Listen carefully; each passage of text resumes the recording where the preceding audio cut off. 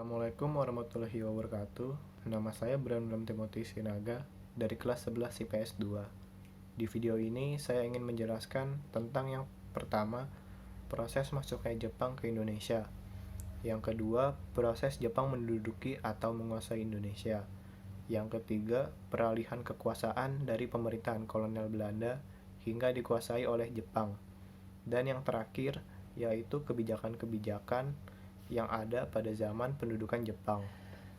Jadi, yang pertama, proses masuknya Jepang ke Indonesia, yaitu pada tanggal 11 Januari tahun 1942. Tentara Jepang Right Wing Unit dan pasukan Angkatan Laut Kure yang berjumlah 20.000 mendarat di pantai timur wilayah Tarakan, Kalimantan Timur. Terjadilah pertempuran dengan Belanda yang sebelumnya memang sudah menduduki wilayah tersebut.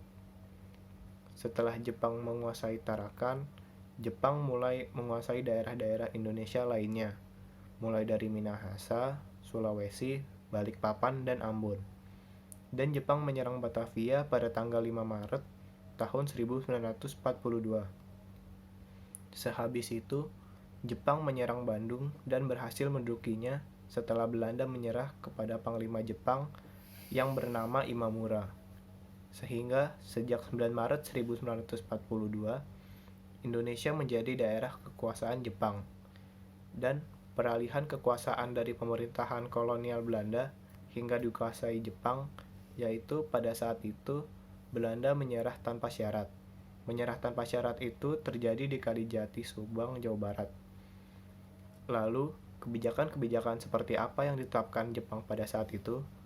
Ada kebijakan-kebijakan yang ditetapkan pada zaman pendudukan Jepang, yaitu yang pertama, melarang semua perapat dan kegiatan politik. Dan yang kedua, politik dumping. Apa itu politik dumping? Artinya, barang yang diproduksi di dalam negeri dijual lebih murah di luar negeri, dan lebih mahal bila dijual di dalam negeri. Dan yang ketiga, propaganda. Salah satu contoh propaganda Jepang adalah propaganda 3A, yaitu Jepang melakukan propaganda bahwa bangsa-bangsa di Asia harus bersatu dengan Jepang, pemimpin sebagai Asia, cahaya Asia, dan pelindung Asia. Dan yang keempat, Romusa.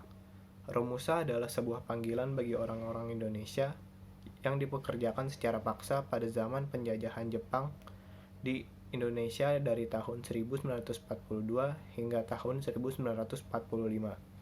Dan yang kelima, membentuk badan-badan kerjasama. Sekian penjelasan dari saya, kurang lebihnya mohon maaf. Wassalamualaikum warahmatullahi wabarakatuh.